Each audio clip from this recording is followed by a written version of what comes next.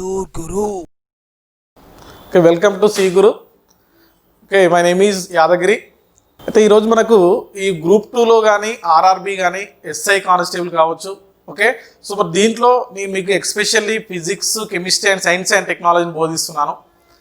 అయితే ఇక్కడ ముఖ్యంగా అదర్ మనకు కాంపిటేటివ్ ఎగ్జామ్స్తో కంపారిజన్ చేసినప్పుడు, అదేవిధంగా సో మరి అదర్ కోచింగ్ సెంటర్స్తో కూడా కంపారిజన్ చేసినప్పుడు ఇక్కడ ఉండే స్పెషాలిటీ ఏంటి అంటే మీకు ఇక్కడ డిజిటల్ క్లాసెస్ ద్వారా కంప్లీట్గా ఉన్నటువంటి సబ్జెక్ట్ని మీకు ఫిగర్స్ తోటి రిప్రజెంట్ చేయడం జరుగుతుంది. ఫస్ట్ వన్, ఫిగర్స్ కంప్లీట్గా ఫిగర్స్ తోటి రిప్రజెంటేషన్ చేస్తున్నాను. అయితే మరి ఈరోజు మనకు సైన్స్ అంటున్నాను. సైన్స్ అంటే physics, chemistry and science and technology. మరి ఈ యొక్క సైన్స్ అండ్ టెక్నాలజీలో కానీ, ఫిజిక్స్లో కానీ, కెమిస్ట్రీలో కానీ ఎలాంటి క్వశ్చన్స్ ఎగ్జామ్లు అడుగుతున్నాడు అని అంటే మనకు నిత్య జీవితంలో జరుగుతున్నటువంటి సంఘటనలు ఏమిటి, మనం నిత్య జీవితంలో ఎలాంటి సంఘటనలకు లోనవుతున్నాం అనే అంశాలను బేస్ చేసుకొని ఈరోజు క్వశ్చన్ ప్యాటర్న్ ప్రిపేర్ అవుతుందండి. అంతేగాని ఒక సిలబస్ తీసుకొని, ఒక సబ్జెక్ట్ని తీసుకొని ఆ సబ్జెక్ట్ని ఇన్ డీటెయిల్గా మనం స్టడీ చేయడం అనేది సాధ్యం కాదు. అలాంటి క్వశ్చన్స్ అంటే ఇప్పుడు మనకు జనరల్గా అడిగే క్వశ్చన్స్ ఏంటి అని అంటే ఒక ఆర్ట్స్ స్టూడెంట్, ఓకే, ఒక హిస్టరీ, పాలిటీ, ఎకానమీ చదివే స్టూడెంట్ కూడా ఈ యొక్క జనరల్ సైన్స్కి సంబంధించిన అంశాలను గుర్తుపెట్టుకోగలగాలి. అంటే మనకు నిత్య జీవితంలో వాటికి అప్లికేబుల్ కావాలి. అంతేగాని ఒక ఈక్వేషన్స్ ఇచ్చేసి ఈక్వేషన్ డెరైవ్ చేయడము, ఈ యొక్క ఫార్ములాను గుర్తించడం, ఈ యొక్క వాల్యూని రిమెంబర్ చేయడం అనేది ఇంతవరకు ఎగ్జామ్లో ఎక్కడ కూడా అడగట్లేదు.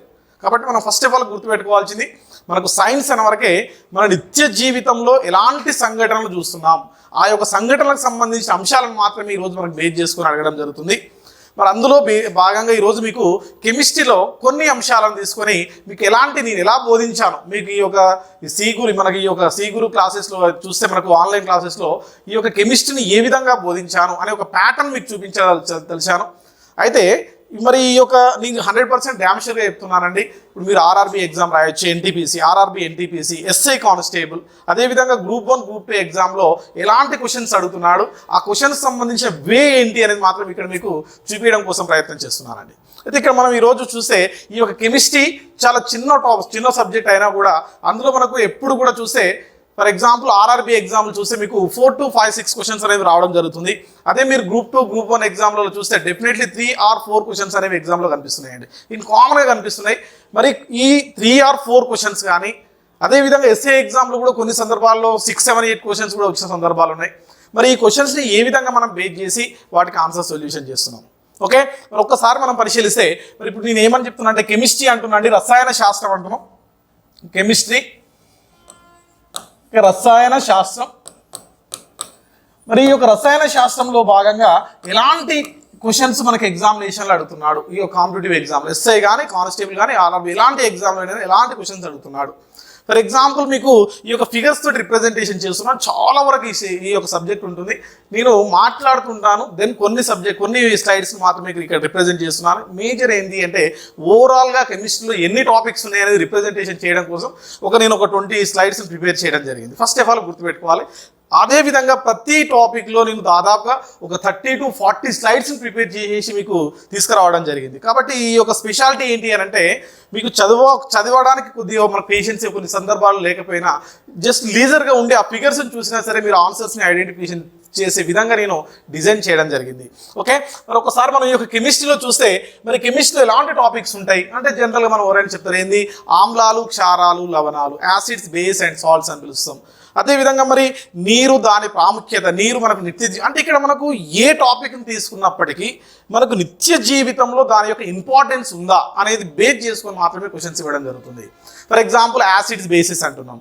ఫర్ ఎగ్జాంపుల్ ఈరోజు చూస్తే కొంతమంది మంత్రగాళ్ళు కూడా ఏం చేస్తారంటే నిమ్మకాయలు కోసేసి వాళ్ళకు ఏదో అంటే ఒక చెడు భూతి పట్టినట్టు, ఏదో ఒక దయ్యము, భూతం ఏదో పట్టినట్టు నిమ్మకాయను కోయడం ద్వారా రక్తం ఏర్పడినట్టు గుర్తించడం జరిగింది.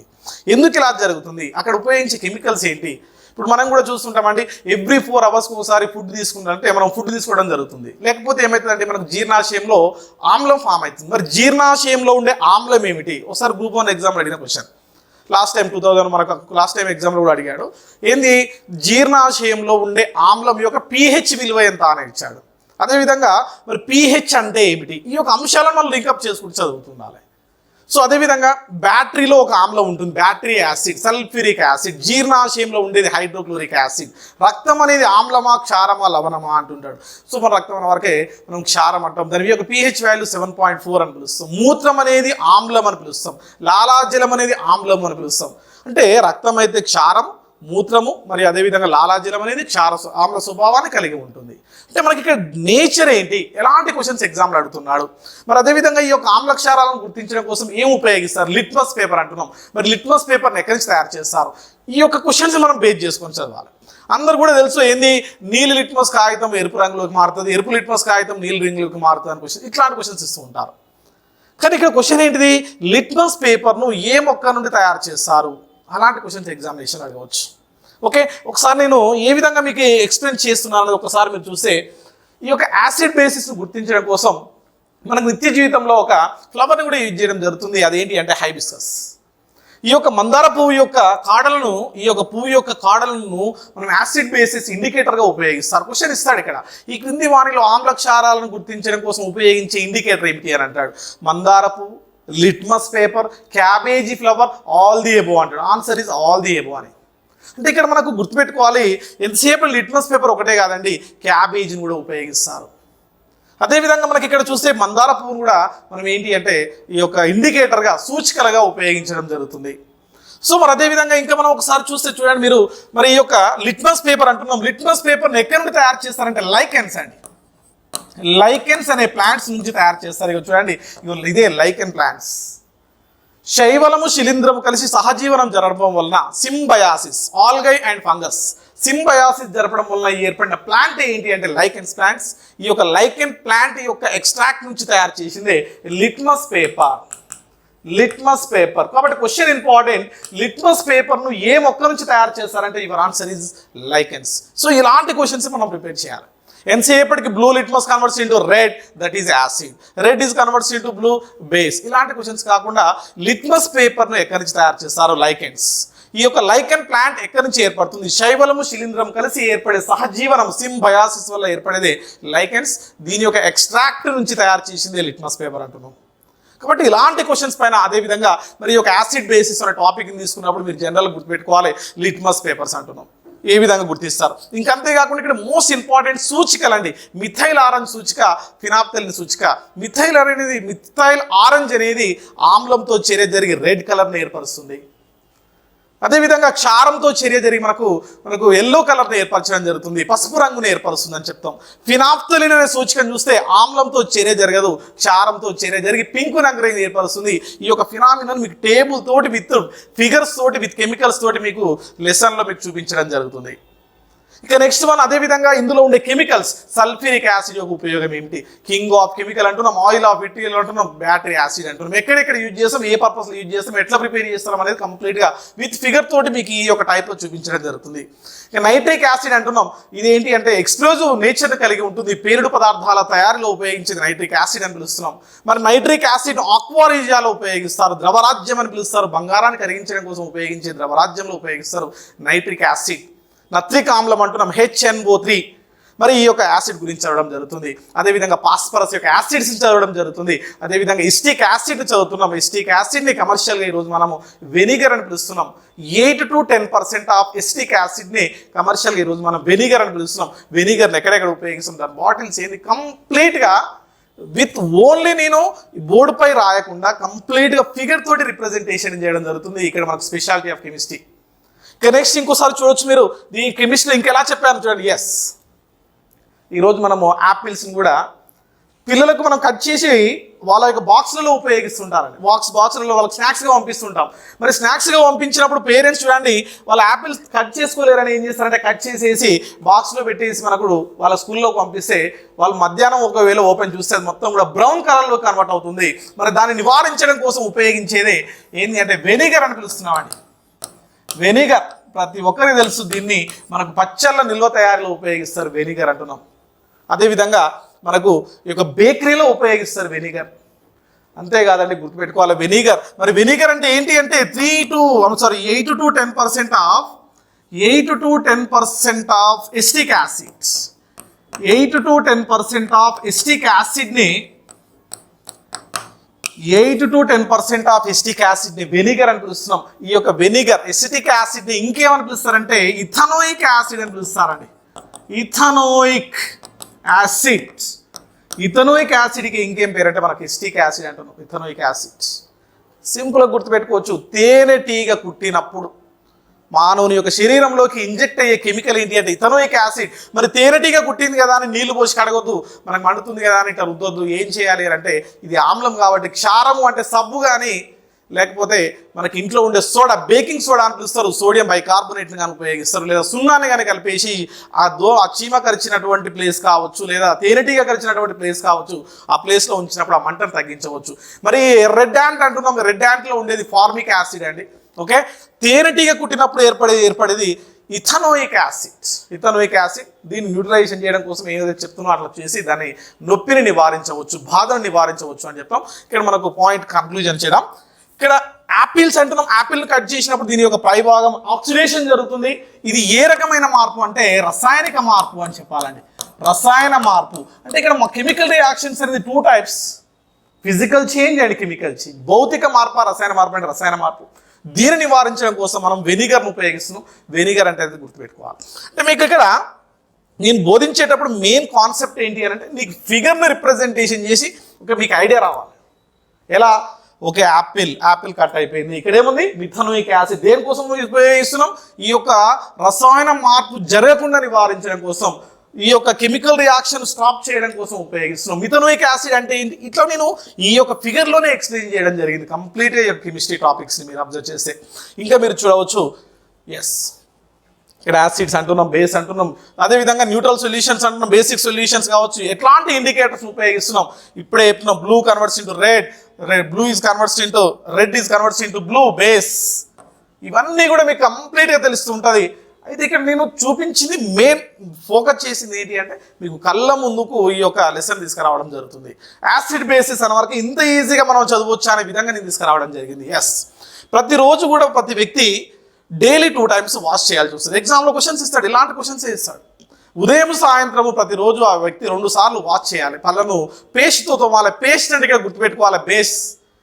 మరి ఆ పేస్టే కాదు, చాలా బేసిస్ అనేది మీకు బొమ్మలతోటి ఫిగర్ తోటి రిప్రజెంటేషన్ చేయడం జరుగుతుంది మీరు యాసిడ్ బేస్ అనే టాపిక్ని ఓపెన్ చేసి చూసినప్పుడు. మరి ఇక్కడ పేస్ట్ అంటే బేస్ అంటున్నాం. మరి నోటిలో ఉండే లాలాజలం అనేది యాసిడ్. మరి ఎవ్రీ 4 hours మన యొక్క నోటిలో ఉండే ఈ యొక్క బ్యాక్టీరియాలు ఏం చేస్తాయంటే చిన్న చిన్న బ్యాక్టీరియా, మనం తిన్న ఆహార పదార్థంలో ఉండే బ్యాక్టీరియాలు ఏం చేస్తాయంటే యాసిడ్ని రిలీజ్ చేస్తాయి. అందుకే మన పళ్ళ మధ్యలో యాసిడ్ ఫామ్ అవుతుంది. 4 hours తర్వాత మనం పళ్ళను కనుక బ్రష్ తోటి కనుక వాష్ చేయకపోతే ఆ యాసిడ్స్ అనేది పళ్ళ మధ్యలో ఉండే ఆ యొక్క కాల్షియం కార్బోనేట్ను విచ్చితి చెందించి మనకు పేల్ ఎల్లో కలర్లో పసుపు రంగులోకి రావడం కోసం ప్రయత్నం చేస్తూ ఉంటుంది. అంటే మన పళ్ళు పుచ్చిపోవడం లేదా పాడు కావడం జరుగుతుంది. కాబట్టి ప్రతి వ్యక్తి కూడా ఏం చేయాలంటే ఎవ్రీ 4 hours ఒకసారి ఏం చేయాలంటే మనకు ఈ యొక్క టూత్ పేస్ట్ తోటి క్లీన్ చేసుకుంటూ ఉండాలి. కారణం ఏంటి అంటే బ్యాక్టీరియా మన నోటిలో లాలాజలాన్ని విసర్జిస్తూ ఉంటుంది, లాలాజలాన్ని జనరేట్ చేస్తూ ఉంటుంది. ఆ లాలాజలానికి ఉండే నేచర్ ఏంటంటే యాసిడిక్ నేచర్. ఈ యాసిడిక్ నేచర్ వల్ల కాల్షియం ఫాస్ఫేట్ మన దంతాలలో ఉండే ఆ కాల్షియం ఏదైతుందో అది మొత్తం కూడా బ్రేక్ అవుతూ కలర్ చేంజ్ కావడం జరుగుతుంది. కాబట్టి అది ఒక డేంజరస్గా మనం గుర్తిస్తూ ఉంటాం. కాబట్టి ప్రతిరోజు కూడా మనం ఈ యొక్క pH వాల్యూ, మరి ఇక్కడ క్వశ్చన్ ఇంపార్టెంట్. క్వశ్చన్ ఏంటిది? నోటి యొక్క లాలాజలం యొక్క pH ఏంటి అంటాడు. ఇప్పుడే చెప్తున్నా. ఏం ఏర్పడుతుందండి? ఆమ్లం ఏర్పడుతుంది. కాబట్టి <7 ఉంటుంది. అంటే ఇక్కడ pH వాల్యూ మన నోట్లో ఉండే నీ యొక్క నోరు అనేది చాలా పుల్లగా ఉంటుందా, చేదుగా ఉంటుంది? అంటే పుల్లగా ఉంటే ఆమ్లాలు అంటారు, చేదుగా ఉంటే క్షారాలు అంటారు. నార్మల్గా పుల్లగా ఉంటుంది. దాని యొక్క pH వాల్యూ 5.5 to 6.5 వరకు ఉంటుంది. 5.5 to 6.5 వరకు లాలాజలం యొక్క pH అనేది ఉంటుంది. కాబట్టి ఇక్కడ మనకు ఆ యొక్క వాల్యూస్ని కూడా కొన్నిసార్లు అడగవచ్చు.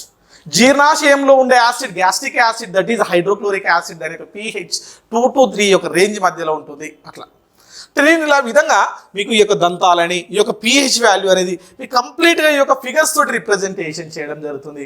మీరు ఎక్కడైనా సరే ఏ టెక్స్ట్ బుక్లో చూసుకున్నా కూడా ఒక సైడ్ ఆ యొక్క పదార్థం దాని యొక్క pH వాల్యూ అని కనిపిస్తుంది. కాబట్టి మనకు కొంచెం డిఫరెంట్గా చెప్పదలిచాను. ఏంటి? ఈ యొక్క pH స్కేల్ మీదనే ఈ యొక్క pH వాల్యూని రిప్రజెంటేషన్ చేయడం జరిగింది. pH సోరెన్స్ అనే శాస్త్రవేత్త అనుకుంటాడు ఈ స్కేల్ దీనికి ప్రమాణాలు అనేవి ఉండవు. 0 నుండి 14 వరకు ఉంటుంది. 7 నుంచి 7 కంటే తక్కువగా ఉంటే ఆమ్లం అంటాము, 7 నుంచి 14 వరకు ఉంటే క్షారం అంటాము, ఎక్యురేట్లీ 7 ఉంటే తటస్థం అంటాం. ఈ స్టోరీ అంతా పక్కకి పెడితే ఎగ్జామ్లో వచ్చే క్వశ్చన్ ఏంటి అంటే milk of magnesia, milk of magnesia. దీన్నే కమర్షియల్గా ఏమని పిలుస్తున్నామంటే చూడండి యాంటాసిడ్స్.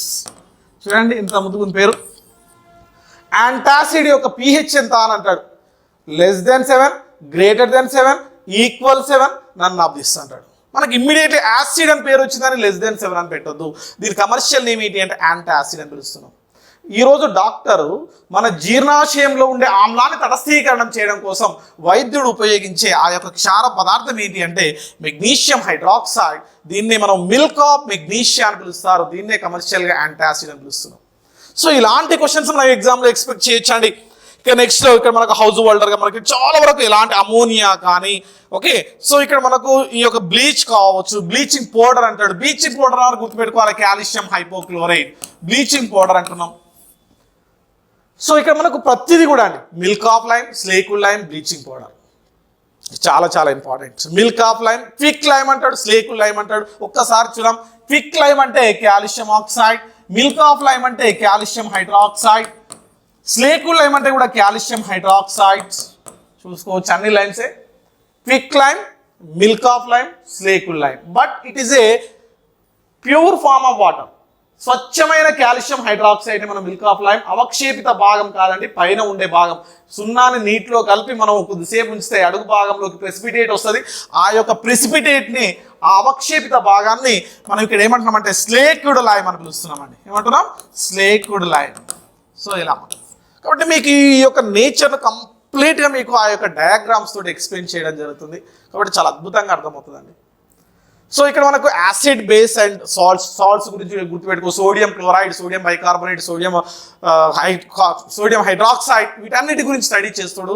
అదేవిధంగా బ్లీచింగ్ పౌడర్ అంటాను, ప్లాస్టర్ ఆఫ్ పారిస్ అంటాను, ఎక్కడెక్కడ యూజ్ చేస్తారు, ఏ రంగంలో యూజ్ చేస్తారు, ప్రతిదీ కూడా చాలా ఇన్ డీటెయిల్గా మీకు ఎగ్జామినేషన్ ఎప్పుడు కూడా అడుగుతున్న question. Plaster of Paris formula CaSO4 H2O. ఎన్ని నీటి అణువులు ఉన్నాయి? 1/2. 0.5. జిప్సమ్ 2. ఏంది ఎక్కడెక్కడ ఉపయోగిస్తారు? సిమెంట్ తయారీలో ఉపయోగిస్తారు. పోర్ట్లాండ్ సిమెంట్ అంటే ఏంటి, సిమెంట్ అంటే ఏంటి, సిమెంట్లో ఉండే ఇంగ్రీడియంట్స్ ఏంటి, ఇలాంటి క్వశ్చన్స్ ఎగ్జామ్లో అడుగుతాడు. సిమెంట్ను ఏ మూలకాన్ని కలపడం వల్ల బూడిద రంగులోనికి మారుతుంది, ఇలాంటి క్వశ్చన్స్ ఇస్తాడు. ఐరన్. కాబట్టి ఈ క్వశ్చన్స్ అన్నిటి కూడా మనం గుర్తుపెట్టుకునే ప్రయత్నం చేయాలి. ఇక నెక్స్ట్ మనం చూడవచ్చు, మనం బ్లడ్ అంటున్నాం. మరి మానవుని యొక్క రక్తం యొక్క pH ఎంత అంటే 7.4 అండి. 7.3 to 7.4 అనేది రేంజ్ చూపిస్తూ ఉంటాడు. సో అది బఫర్ సొల్యూషన్ లాగా పనిచేస్తుంది రక్తం. సో ఇట్లా మనకు ఈ విధంగా మనకు ఉండేది ప్రతిదీ కూడా. బేకింగ్ సోడా అన్న వరకు మనకు బేకింగ్ సోడా, మీకు స్పెషల్గా మీకు సాల్ట్స్ గురించి చెప్తూ ఉంటాను, బేస్ సాల్ట్స్ అని చెప్తాను. అక్కడ మనకు బేకింగ్ సోడా, కుకింగ్ సోడా, వంట సోడా, బేకింగ్ పౌడర్ అని పిలుస్తుంటాం. సో మనకు కార్బన్ డైఆక్సైడ్ రిలీజ్ చేస్తుంది, మంటలు ఆర్పడం కోసం ఉపయోగిస్తారు. సీ వాటర్, సాల్ట్ వాటర్ అంటున్నాం. pH 8 అని చెప్తున్నాను. 8.1 or 8.2 అనేది బ్లీచింగ్ ఇక్కడ మనకు బేకింగ్ సోడా కనిపిస్తూ ఉంటుంది. కాబట్టి ఇట్లా మనకు ప్రతిదీ అండి ఎక్కడ చూసినా కూడా వెనిగర్ కావచ్చు, ఏదైనా సరే మనకి ఏంటి అని అంటే ఒక కాఫీ అనేది ఆమ్లమా క్షారమా అంటే ఆమ్లం గుర్తుపెట్టుకోవాలి. బీర్, విస్కీ, రమ్, జిన్ అన్ని ఆల్కహాల్స్ అన్నీ కూడా యాసిడ్ నేచర్ని కలిగి ఉంటాయి.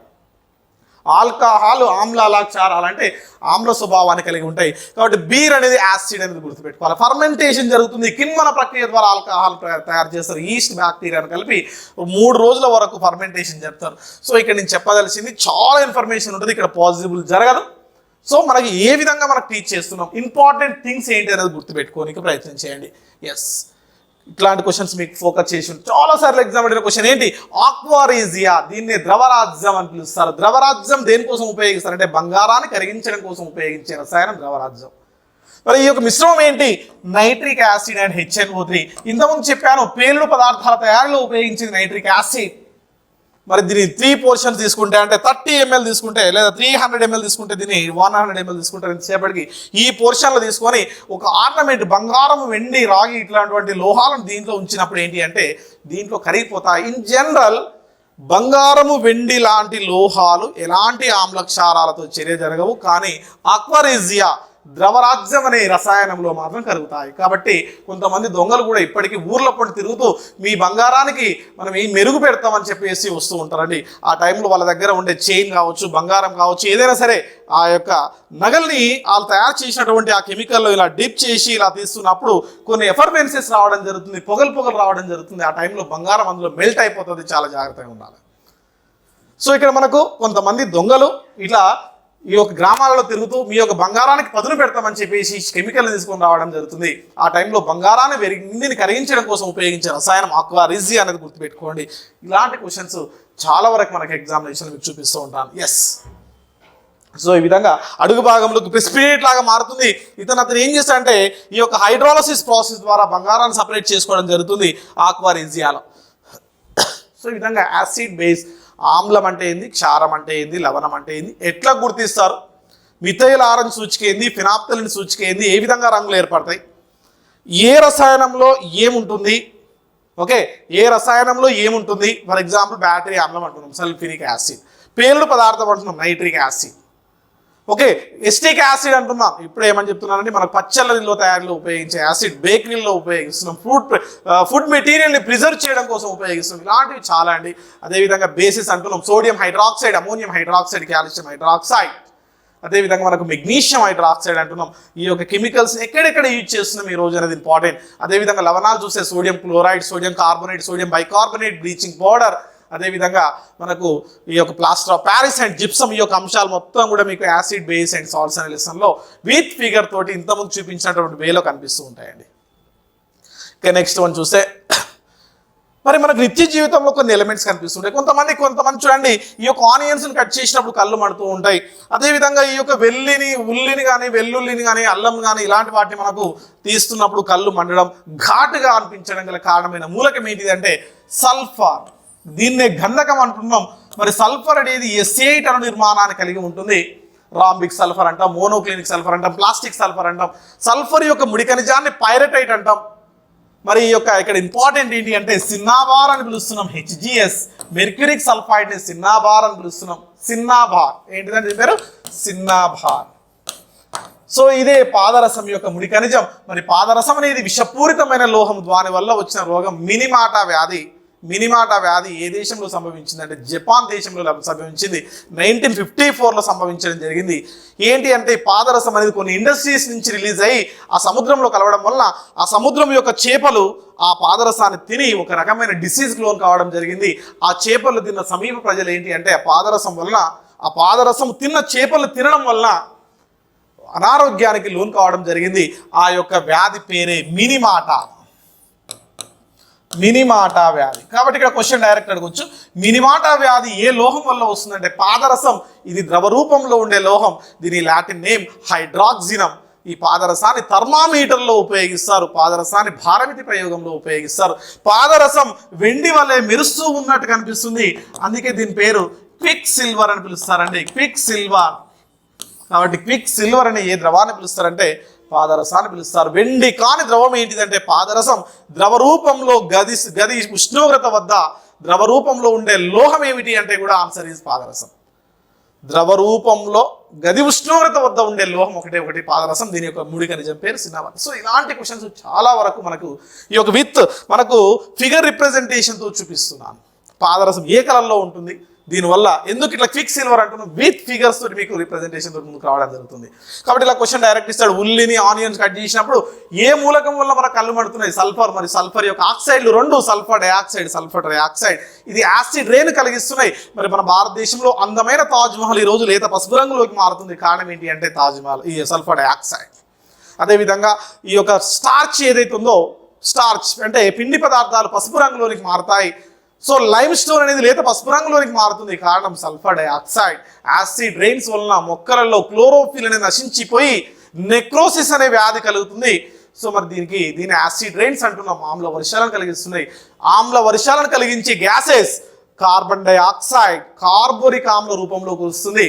సల్ఫర్ డైఆక్సైడ్, సల్ఫ్యూరస్ ఆమ్లము మరియు సల్ఫ్యూరిక్ ఆమ్ల రూపంలోకి వస్తుంది. నైట్రిక్ ఆక్సైడ్ మరియు నైట్రోజన్ డైఆక్సైడ్స్ అనేవి ఆమ్ల వర్షాలను కలిగిస్తాయి. నత్రిక్ ఆమ్ల రూపంలో వర్షం కురుస్తుంది. యాసిడ్ రెయిన్స్ వల్ల ఎలాంటి దుష్ఫలితాలు కలుగుతాయి, ఈ యొక్క నేచర్ ఏంటి, ఇది ఏ విధంగా గ్రీన్ హౌస్ ఎఫెక్ట్ ప్రభావితం చూపిస్తుందో కూడా చూపించడం జరుగుతుంది. ఓకే, సో అదంతా కూడా మనకు ఈ యొక్క సల్ఫర్ డైఆక్సైడ్. మరి సల్ఫర్ కూడా rhombic sulphur, monoclinic sulphur, plastic sulphur అంటున్నాం. అదేవిధంగా వల్కనైజేషన్ ఆఫ్ సల్ఫర్ అని పిలుస్తున్నాం. ఈ అన్ని అంశాల గురించి ఈ యొక్క సల్ఫర్లో చెప్పడం జరుగుతుంది. సల్ఫర్ను ఔషధ రంగంలో ఉపయోగిస్తారు, గన్ పౌడర్ తయారీలో ఉపయోగిస్తారు. చూడండి గన్ పౌడర్, ఇప్పుడు చాలా ఎగ్జామ్లో చాలాసార్లు అడిగిన క్వశ్చన్. గన్ పౌడర్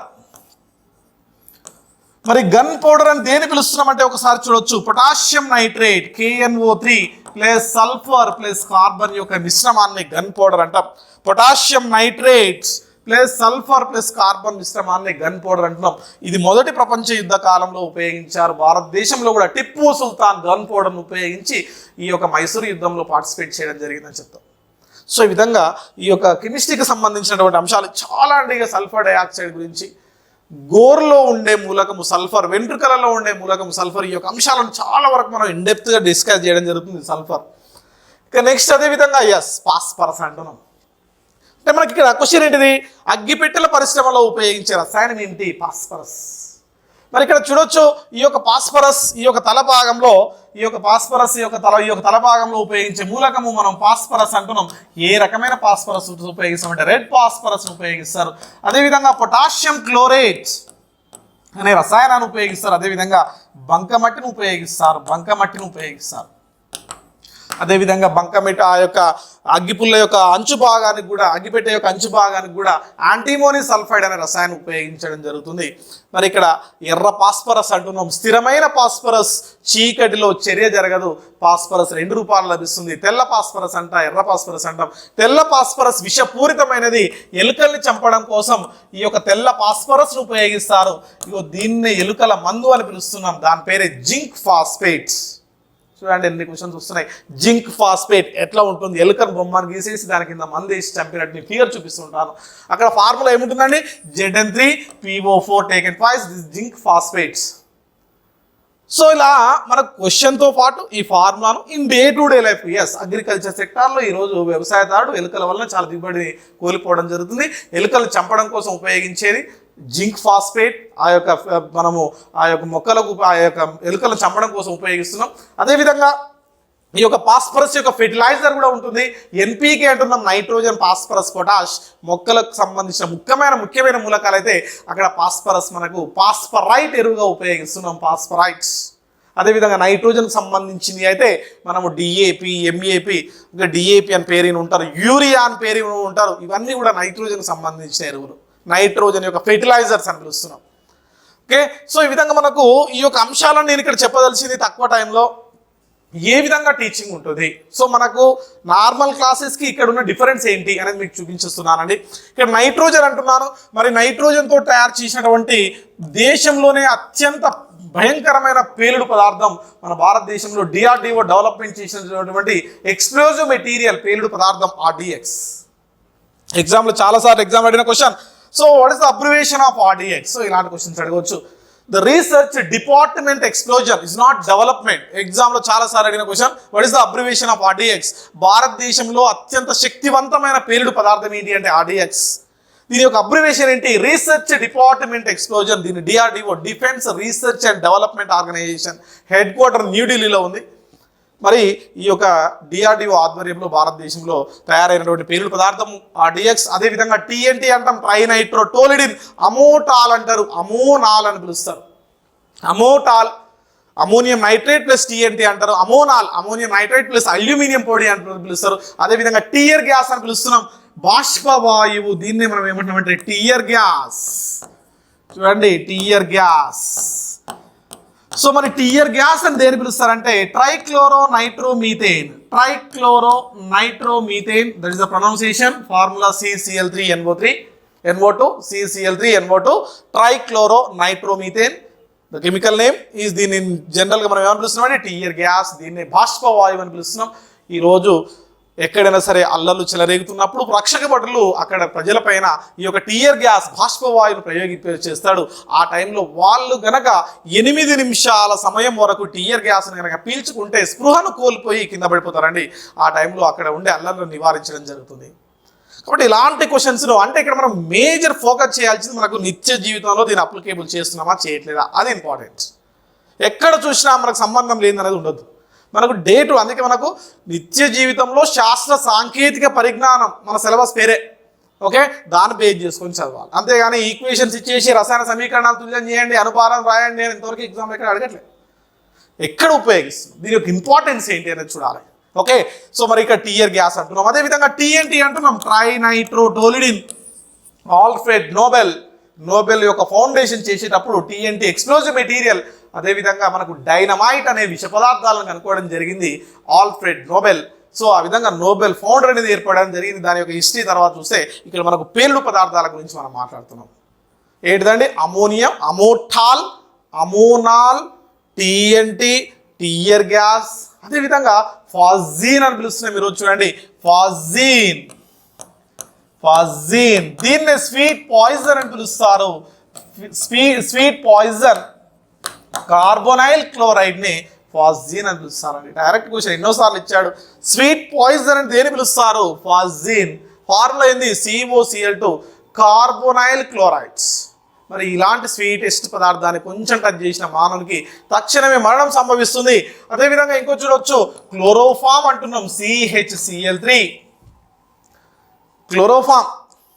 మరి ఇక్కడ క్లోరోఫామ్ పరిశీలిస్తే దీన్ని అనస్థీషియన్ మెడిసిన్గా ఉపయోగిస్తున్నారు. ఈరోజు డాక్టరు వైద్యం అంటే ఇక్కడ మనకు సర్జరీ చేస్తున్నప్పుడు ఆ పేషెంట్కు మత్తు పదార్థంగా, మత్తు ఇంజెక్షన్గా ఇచ్చే రసాయనం ఏంటి అంటే క్లోరోఫామ్. క్లోరోఫామ్. సో 1, 2, 3 సార్లు చూడవచ్చు వీడియోను. ఓకే, సో ఈ టైంలో మనకు ప్రతిదీ కూడా ఆన్సర్స్ అనేవి రావడం జరుగుతుంది. ఎస్. సో ఇక్కడ మనకు నేను మేజర్గా చెప్పదలిసిన నైట్రోజన్, ఫాస్ఫరస్, సల్ఫర్, వాటి యొక్క ఇంపార్టెన్స్ ఏంది, ఎక్కడెక్కడ యూజ్ చేస్తున్నాం. సో ఫాస్ఫరస్ అంటే రెడ్ ఫాస్ఫరస్, వైట్ ఫాస్ఫరస్, ఎముకలలో ఉంటుంది ఫాస్ఫరస్. మానవుని శరీరంలో ఎక్కువగా ఉండే మూలకంలో మరి ఫాస్ఫరస్ యొక్క పర్సెంటేజ్ ఎంత ఉంటుంది అంటే 1% ఉంటుంది. సో అదేవిధంగా కాల్షియం ఎంత ఉంటుంది, ఆక్సిజన్ ఎంత ఉంటుంది, హైడ్రోజన్ ఎంత, నైట్రోజన్ ఎంత, అదేవిధంగా ఫాస్ఫరస్ ఎంత. సో ప్రతి ఎలిమెంట్ యొక్క పర్సెంటేజ్ ఎంత ఉంటుంది. సో వాటి యొక్క ఇన్ఫర్మేషన్ అనేది డెప్త్గా రావడం జరుగుతుంది. ఇక నైట్రోజన్ అంటే నైట్రస్ ఆక్సైడ్ ఏంది, నైట్రిక్ ఆక్సైడ్ ఏంది, నైట్రోజన్ డైఆక్సైడ్ ఏంది, లాఫింగ్ గ్యాస్ అని పిలుస్తున్నాం. ప్రతిదీ కూడా గుర్తుపెట్టుకోవాలి. ఓకే, సో అక్కడ మొత్తం కూడా గుర్తుపెట్టుకోండి, అదంతా కూడా మనకు నైట్రోజన్ సంబంధించి. సో ఇక్కడ మనకు తక్కువ టైంలో ఫుల్ కంప్లీట్ చేయడం సాధ్యం కాదండి. నేను ఏ విధంగా టీచ్ చేస్తున్నాను అనేది మీకు ఇంపార్టెంట్ ఇక్కడ, రైట్. ఇక నెక్స్ట్ వన్, ఇంకా మనకు ఇంకొక టాపిక్, థర్డ్ టాపిక్ని తీసుకుంటే వాటర్ అండ్ ఇంపార్టెన్స్, నీరు దాని ప్రాముఖ్యత అనే టాపిక్ని తీసుకుంటే అక్కడ మనం ఏంటి మేజర్ ఫోకస్ చేయాల్సింది ఏంటంటే ఈరోజు భూమిపైన నీటి యొక్క శాతం ఎంత? 1% మాత్రమే మనం ఉపయోగిస్తున్నాం. 97% సముద్రం నీరు ఉంది, 2% గ్లేసియల్ వాటర్ అంటే మంచు రూపంలో ఉంది ధృవాల వద్ద. 1% వాటర్ని మొత్తం ఉపయోగిస్తున్నాం అంటే లేదు, 0.2% మాత్రమే డ్రింకింగ్ వాటర్ ఉపయోగిస్తున్నాం. మరి ఏమైందంటే వాటర్కి హార్డ్నెస్ ఫామ్ అయింది, కఠినత్వము ఏర్పడింది. ఏం ఏర్పడిందండి? కఠినత్వం. సో ఎగ్జామినేషన్లు దీనిపైన ఫోకస్ చేసి ఎవ్రీ టైం ఎగ్జామ్లు ఇస్తాడు. కఠినత్వం దేని వల్ల వస్తుంది? కాల్షియం మరియు మెగ్నీషియం ఈ యొక్క మూలకాల వల్ల రావడం జరుగుతుంది. కాల్షియం మరియు మెగ్నీషియం మూలకాల వల్ల వచ్చేది కఠినత్వం, హార్డ్నెస్. సబ్బుతో రుద్దినప్పుడు నురగ రాకపోతే కఠిన జలం, నురగ వస్తే మృదు జలం. మరి ఈ యొక్క కఠినత్వాన్ని ఏ విధంగా తొలగిస్తారు? కఠినత్వం 2 రకాలు, శాశ్వత కఠినత్వము, తాత్కాలిక కఠినత్వం. తాత్కాలిక టెంపరరీ వేడి చేయడం ద్వారా తొలగించవచ్చు. క్లార్క్ పద్ధతి అని ఉంటుంది, దాంట్లో మిల్క్ ఆఫ్ లైమ్ కలుపుతారు. మిల్క్ ఆఫ్ లైమ్ను కలిపి క్లార్క్ పద్ధతి ద్వారా నీటిని ఉండే కఠినత్వాన్ని తొలగిస్తారు. ఇక నెక్స్ట్ శాశ్వత కఠినత్వం ఉంటుంది, పర్మ్యూటైడ్ పద్ధతి అని ఉంటుంది, అదేవిధంగా జియోలైట్ పద్ధతి అని పిలుస్తున్నాం దాన్ని, అదేవిధంగా అయాన్ వినిమయ పద్ధతి అని పిలుస్తున్నాం. ఆ విధంగా నీటి యొక్క కఠినత్వాన్ని తొలగిస్తారు. ఎలాంటి కఠినత్వాన్ని తొలగించడం జరుగుతుంది? సోడియం కార్బోనేట్ను ఉపయోగించి కఠినత్వాన్ని తొలగిస్తారు. ఆ యొక్క ఫిగర్స్, పర్మ్యూటైడ్ ప్రాసెస్ ఏంటి, జియోలైట్ ప్రాసెస్ ఏంటి, అయాన్ ఎక్స్చేంజ్ ప్రాసెస్ ఏంటి, కాల్గాన్ ప్రాసెస్ ఏంటి అనేది విత్ ఫిగర్స్ తోటి, డయాగ్రామ్స్ తోటి మీకు ఎక్స్ప్లెయిన్ చేయడం జరుగుతుంది. మరి ఇక్కడ మరి ఈ యొక్క కఠినత్వము కాల్షియం మరియు మెగ్నీషియం వల్ల రావడం జరుగుతుంది. వీటి యొక్క కార్బోనేట్స్ లేదా బైకార్బోనేట్స్ వల్ల రావడం జరుగుతుంది. ఇందులోంచి కార్బన్ డైఆక్సైడ్ లిబరేట్ అవుతుంది. ఈ విధంగా కాల్షియం కార్బోనేట్, మెగ్నీషియం కార్బోనేట్స్ ఉండడం వల్లే మనకు ఈ యొక్క కఠినత్వం అనేది ఏర్పడుతుంది. అదేవిధంగా క్లోరైడ్స్ అండ్ సల్ఫేట్స్ వల్ల ఈ యొక్క శాశ్వత కఠినత్వం ఏర్పడుతుంది. Chlorides and sulphates. So carbonates, bicarbonates and chlorides and sulphates వల్ల కఠినత్వం ఏర్పడుతుంది. మరి ఇక్కడ ఏమని చెప్తున్నామండి? కార్బోనేట్స్ అంటున్నాను. బైకార్బోనేట్స్ HCO3- క్లోరైడ్స్, అదేవిధంగా సల్ఫేట్స్, ఈ అయాన్ల వలన కఠినత్వం ఏర్పడుతుంది. ఇందులో మరి ముఖ్యంగా ఉండే మూలకాలు ఏంటంటే కాల్షియం మరియు మెగ్నీషియం మూలకాల యొక్క ఈ యొక్క నేచర్ వల్ల రావడం జరుగుతుంది. బైకార్బోనేట్స్ వల్ల టెంపరరీ హార్డ్నెస్ వస్తే, క్లోరైడ్ సల్ఫేట్ వల్ల పర్మనెంట్ హార్డ్నెస్ రావడం జరుగుతుంది. ఏ విధంగా రిమూవ్ చేస్తారంటే ఇప్పటిదాకా ప్రాసెస్ చెప్పిన ఆ ప్రాసెస్ సంబంధించి విత్ ఫిగర్స్ తోటి మీకు ఈ యొక్క లెసన్లో కంప్లీట్గా కనిపించడం జరుగుతుంది. ఇక్కడ మోస్ట్ ఇంపార్టెంట్ థింగ్, కఠినత్వాన్ని ఏ విధంగా గుర్తిస్తారు? ఏ విధంగా మెజర్ చేస్తారని ఎగ్జామ్లో ఒకసారి ఇచ్చిండు. పీపీఎంలో మెజర్ చేస్తారు, parts per million. Parts per బిలియన్లో మెజర్ చేస్తారు. ఒకవేళ నీటిలో కఠినత్వం కనుక 3 ppm అంతకంటే ఎక్కువగా ఉంటే అది కఠిన జలంగా గుర్తించడం జరుగుతుంది. అంతకంటే తక్కువగా ఉంటే మృదు జలంగా గుర్తిస్తారు. ppm means parts per million. Parts per million.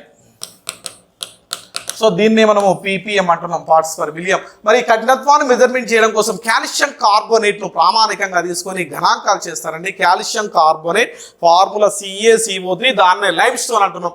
ఇక్కడ ఇంపార్టెంట్ క్వశ్చన్ ఏంటిదంటే నీటి యొక్క కఠినత్వాన్ని గుర్తించడం కోసం ఉపయోగించే సూచిక ఏమిటి అని అంటాడు. చూడండి సూచిక, ఇంతమందికి సూచికలు చెప్పారు. ఒకటి మిథైల్ ఆరెంజ్ అన్నాను, ఒక ఆప్షన్ ఏంటిది methyl orange. Important question, expected question, చాలా సార్లు ఎగ్జామ్లో అడిగిన క్వశ్చన్.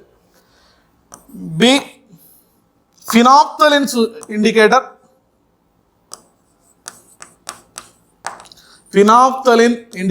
ఫినాప్థలిన్ సూచిక. Litmus paper.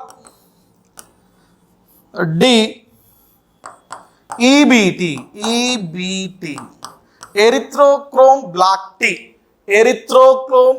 టీ, దాన్ని ఈబిటి ఇండికేటర్ అంటారండి. ఇక్కడ చాలా చాలా ఇంపార్టెంట్. నీటి యొక్క కఠినత్వాన్ని గుర్తించడం కోసం ఈబిటి ఇండికేటర్ను ఉపయోగిస్తారు. డైరెక్ట్ క్వశ్చన్ అండి, చాలా చాలా ఇంపార్టెంట్. ఎంతసేపటికి మిథైల్ ఫినైల్ అప్తలు కాకుండా ఈబిటి ఇండికేటర్ అనేది గుర్తుపెట్టుకోండి. ఈబిటి ఇండికేటర్ను ఈడిటిఏ అనే కాంప్లెక్స్ ద్వారా చర్య జరిపించినప్పుడు మనకు రెడ్ కలర్లోకి రావడం జరుగుతుంది. ఆ యొక్క హార్డ్ వాటర్, మామూలుగా నీరు ఉంటుంది, ఆ నీటికి ఈ యొక్క ఈబిటి ఇండికేటర్ని ఎప్పుడైతే యాడ్ చేసినామో ఇమ్మీడియట్లీ ఏమవుతుందంటే అది రెడ్ కలర్లో కన్వర్ట్ అవుతుంది. అప్పుడు నీటిలో కఠినత్వం ఉందని గుర్తిస్తారు. ఒకవేళ సాఫ్ట్ వాటర్ అయితే అలాంటప్పుడు చర్య జరగదు. ఇక్కడ క్వశ్చన్ ఇంపార్టెంట్. నీటి యొక్క కఠినత్వాన్ని గుర్తించడం కోసం ఉపయోగించే సూచిక ఏమిటి? ఈబిటి, ఎరిథ్రోక్రోమ్ బ్లాక్ టీ. సో ఇలాంటి క్వశ్చన్స్ అనేవి మనకి ఎగ్జామినేషన్లో చదవడం జరగాలి. మరి నీటిలో క్లోరినేషన్ పద్ధతి అని ఉంటుంది, ఫ్లోరినేషన్ పద్ధతి అంటారు. నీటిలోని సూక్ష్మ జీవులను తొలగిస్తే దాన్ని క్లోరినేషన్ పద్ధతి అంటారు. నీటిలో ఫ్లోరిన్ తొలగిస్తే ఫ్లోరినేషన్ పద్ధతి లేదా నల్లగొండ పద్ధతి అంటారు. మరి నల్గొండ జిల్లా ప్రకాశం డిస్టిక్లో ఈరోజు ఫ్లోరిన్ ఎక్కువగా ఉంది, దానివల్ల వచ్చే రోగం ఫ్లోరోసిస్. దాని యొక్క సిమ్టమ్స్ ఏంది, ఏ విధంగా తొలగిస్తారు, పట్టిక అంటే ఏంది, ఆలం అంటే ఏంది, వాటి యొక్క ప్రాసెస్ని విత్ ఫిగర్స్ తోటి రిప్రజెంట్ చేయడం జరుగుతుంది. సో వాటి గురించి మొత్తం కూడా మనకు వాటర్ అండ్ దాని ఇంపార్టెన్స్లో మనం స్టడీ చేయడం జరుగుతుంది. సో ఇట్లా మనకు ప్రతి టాపిక్ని ఇన్ డీటెయిల్గా మనకు చాలా వరకు చూపించడం జరుగుతుంది. రైట్, ఇంకా కొన్ని మనము ఇన్ జనరల్గా ల్యాబొరేటరీలో మనకు దీన్ని మనము బ్లూ విట్రియల్ అని పిలుస్తారండి. ఒక క్వశ్చన్ ఇస్తాడు, క్రింది వానిలో ప్రయోగశాలలో నీలి రంగులో ఉండే లవణం ఏమిటి అని ఎగ్జామ్లో చాలాసార్లు అడిగాడు. Answer is copper sulphates. ఈ యొక్క కాపర్ సల్ఫేట్ చూడండి, ఫార్ములా కాపర్ సల్ఫేట్స్ చూడండి 5H2O. దీన్నే మనము బ్లూ విట్రియల్ అని పిలుస్తారండి. బ్లూ విట్రియల్ అని దేని పిలుస్తారంటే కాపర్ సల్ఫేట్ ఏ రంగులో ఉందంటే ఏం చెప్పాలి, నీలి రంగులో ఉంది అని చెప్పాలి. సో ఇట్లా మనకు డైరెక్ట్ క్వశ్చన్ అడగవచ్చు. ఫర్ ఎగ్జాంపుల్ ఫెర్రస్ సల్ఫేట్ అని ఇస్తాడండి. ఫెర్రస్ సల్ఫేట్ ఎన్ని నీటి అణువులు ఉండు అని డైరెక్ట్ క్వశ్చన్ ఇచ్చిందండి. 7 ఉంటాయండి. డైరెక్ట్ గుర్తుపెట్టుకోవాలి. ఫెర్రస్ సల్ఫేట్స్, ఎస్, ముదురు ఆకుపచ్చ, లేత ఆకుపచ్చని రంగులో ఉంటుంది. పేల్ గ్రీన్ కలర్లో ఉండేది ఏంటి అంటే ఫెర్రస్ సల్ఫేట్స్. ఇక్కడ మనకు కూడా చూస్తున్నాం చూడండి, దీన్నే మనము నవసారం అని పిలుస్తున్నామండి. నవసారం ఇంపార్టెంట్. గోల్డ్ స్మిత్ దగ్గరికి వెళ్ళేసి మనకు కనిపిస్తూ ఉంటుంది. ఒక ఆభరణాన్ని తయారు చేసిన తర్వాత గోల్డ్ స్మిత్ ఏం చేశారంటే ఈ యొక్క నవసారం యొక్క పౌడర్ను ఉపయోగించి ఆ యొక్క ఆభరణాన్ని హీట్ చేసినప్పుడు దానిపైకి బంగారం యొక్క వన్నె వస్తుంది, దాని యొక్క కలర్ అనేది రావడం జరుగుతుంది. మరి నవసారం అని మనం జనరల్గా మన యొక్క తెలుగు రాష్ట్రాల్లో పిలిస్తే మరి ఈ యొక్క రసాయనం ఏమిటి అని అంటే అమోనియం క్లోరైడ్స్. ఈ యొక్క అమోనియం క్లోరైడ్ని ఏమని పిలుస్తారంటే నవసారం అని పిలుస్తారు. Yes, direct question. నవసారం అనగా calcium chloride, ammonium chloride, magnesium chloride అని ఇట్లా ఆప్షన్స్ ఇస్తాడు. Your answer is ammonium chloride. బంగారం యొక్క వన్నెను తేవడం కోసం ఉపయోగిస్తున్నాం. మరి ఈరోజు చూడండి, మనకు బంగారం మనకు ఒక ఐడియా వస్తుంది. ఏంటి మరి బంగారం యొక్క స్వచ్ఛతను దేంట్లో కొలుస్తున్నామంటే అందరు తెలుసు, ఏంటి అంటే క్యారెట్ అని పిలుస్తున్నాం. ఈ యొక్క 24 క్యారెట్ని ఈరోజు మనము 100% ప్యూరిటీ అని పిలుస్తున్నామండి. 100% ప్యూరిటీ. మరి ఆభరణాల తయారీలో రోల్డ్ గోల్డ్ అని పిలుస్తారు. ఈరోజు చూడొచ్చు కాపర్ ప్లస్ అల్యూమినియం, దీన్ని మనం రోల్డ్ గోల్డ్ లేదా ఫూల్ గోల్డ్ అని పిలుస్తున్నాం. చూడండి, ఫూల్ గోల్డ్. గిల్టీ నగలు క్వశ్చన్ ఇస్తాడు, రోల్డ్ గోల్డ్లో గోల్డ్ శాతం ఎంత అంటే ఆన్సర్ 0. మరి రోల్డ్ గోల్డ్ దేంతో మేకింగ్ చేస్తున్నామండి? Copper and aluminium. ఇది 95% తీసుకొని ఇది ఒక 5% తీసుకొని ఈ యొక్క మిక్చర్ని కనుక కలిపితే మనకు ఈ యొక్క రోల్డ్ గోల్డ్ అనేది తయారవుతుంది. రోల్డ్ గోల్డ్లోని గోల్డ్ శాతం ఎంత? గోల్డ్ ఉందా అంటే లేదు, 0. ఇలాంటి క్వశ్చన్స్ ఎగ్జామ్లు అడుగుతాడు. అంటే మనం ఉపయోగించాలి. సో అదేవిధంగా నవసారం అంటున్నాం, బంగారం షాప్లో కనిపిస్తుంది. మరి ఇక్కడ కాపర్ సల్ఫేట్ అంటున్నాం, బ్లూ విట్రియల్ అంటున్నాం. దీని యొక్క నేచర్ ఏంటి అంటే నీటి అణువులను కలిగి ఉంటే రంగు ఉంటుంది, నీటి అణువులను కలిగి లేకపోతే రంగు ఉండదు. ఈ యొక్క బ్లూ కలర్ డిక్రీజింగ్ అవుతుంది అంటే ఇందులో ఉండే వాటర్ మాలిక్యూల్స్ గ్రాడ్యువల్లీ డిక్రీజింగ్ అవుతున్నాయని. ఈ కాపర్ సల్ఫేట్ ఈ యొక్క క్రిస్టల్ అండి, ఇక్కడ మర్చిపోవద్దు. కాపర్ సల్ఫేట్ ద్రవ రూపమా, వాయు రూపమా, ఘన రూపమా ఏంటి అంటే it is a crystalline form. Crystal ఒక స్ఫటిక నిర్మాణాన్ని కలిగి ఉంటుంది, స్ఫటికం క్రిస్టల్. కాబట్టి ఆ యొక్క కాపర్ సల్ఫేట్ని హీట్ చేసినప్పుడు అందులో ఉండే నీటి అణువును కోల్పోయి మనకు రంగులేని కాపర్ సల్ఫేట్ అనేది ఫామ్ అవుతుంది. ఎస్, ఇంతకుముందు చూపించాను చూడండి, ఫెర్రస్ సల్ఫేట్. ఫెర్రస్ సల్ఫేట్లో ఉండే నీటి అణువుల సంఖ్య 7. లేత ఆకుపచ్చని రంగులో ఉండే లవణం ఏమిటి? Direct question, ferrous sulphate. So ఇలాంటి క్వశ్చన్స్ మనకు లవణాల పైన కూడా ఎప్పుడు కూడా క్వశ్చన్ ఇస్తాడు. హైపో అంటే ఏమిటి? బోరాక్స్ అంటే ఏంటి? Hypo sodium thiosulphates, borax sodium borate, Na2B4O7 borax. దాన్ని టించర్ అనే పేరుతో పిలుస్తున్నాం. ముడి బోరాక్స్ని టింకర్ అని పిలుస్తున్నాం. ఈ బోరాక్స్ ద్రావణాన్ని రక్త మరకం తొలగించడం కోసం ఉపయోగిస్తారు. సో ఇట్లా మనకు ప్రతిదీ కూడా మనకు ఇన్ డీటెయిల్గా ఆ యొక్క టాపిక్ని తీసుకున్నప్పుడు చాలా ఇక్కడ ఏంటి సాల్ట్స్, ఆ యొక్క కలర్స్ ఏంటి, సో వీటి గురించి మొత్తం కూడా మనకు ఇన్ డీటెయిల్గా రావడం జరుగుతుందని చెప్పాలి. ఇంకోటి చూడొచ్చు, ఇక్కడ జనరల్గా మనకు అల్లోట్రోపీ అని పిలుస్తారండి ఒక టాపిక్ను. అల్లోట్రోపీ అంటే రూపాంతరాలని టాపిక్ స్టార్ట్ చేసి రూపాంతరం అంటే ఏంటి, ఒక మూలకం వివిధ రూపాలలో భౌతికంగా లభించడానికి రూపాంతరం అంటున్నాం. ఇక్కడ మనకు oxygen O2 O3, phosphorus red phosphorus, white phosphorus, sulphur rhombic sulphur, monoclinic sulphur, plastic sulphur. At the same time carbon కూడా అనేక రూపాలలో లభిస్తుంది. అస్ఫటిక రూపాలు, స్ఫటిక రూపాలు. స్ఫటిక రూపాల కార్బన్కు 3: డైమండ్, గ్రాఫైట్, బక్ మిస్టర్ పుల్లరిన్. దాన్నే C60 అని పిలుస్తున్నాం. మరి వీటి యొక్క నిర్మాణం ఏంటి? డైమండ్లో ఏ సంకరీకరణ ఉంటుంది? డైమండ్ అతి గట్టి పదార్థం. డైమండ్ యొక్క స్వచ్ఛతను క్యారెట్లో కొలుస్తారు. డైమండ్ యొక్క పరిమాణము పెరిగితే డైమండ్ యొక్క స్వచ్ఛత పెరుగుతుంది. ఇంపార్టెంట్.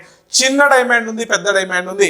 20 గ్రామ్స్ ఉంది, 250 గ్రామ్స్ ఉంది. దేనికి ఎక్కువ క్యారెట్లు ఉంటుందంటే 250 గ్రామ్స్. సో ఇక్కడ ఇంపార్టెంట్. మరి డైమండ్ ఉండే ముఖ్యమైన nature refractive, the light refraction nature ఉంటుంది. కాంతిని వక్రీభవనం చెందే నేచర్ ఉంటుంది. హార్డెస్ట్ మెటీరియల్, అతి దృఢమైన గట్టి పదార్థం ఏంటి అంటే డైమండ్ అని పిలుస్తున్నాం. రైట్స్. డైమండ్ అనేది ఏంటి అంటే లాస్ట్ క్వశ్చన్ ఏంటిదంటే కార్బన్ యొక్క రూపాంతరం. Diamond it is a option A nitrogen, phosphorus, carbon, oxygen అంటాడు. Your answer is carbon.